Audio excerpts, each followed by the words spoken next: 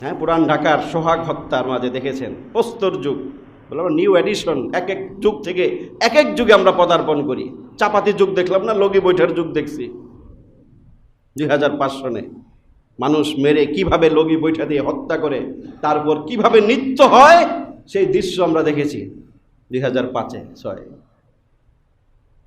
এরপরে চাপাতি যুগ দেখলাম না, চাপাতি দিয়ে বিশ্বজিতের মতো একজন যুবককে দিবালোকে রাস্তার মাঝে প্রকাশ্যে কিভাবে তাকে চাপাতি দিয়ে কুপিয়ে হত্যা করা হয়েছে।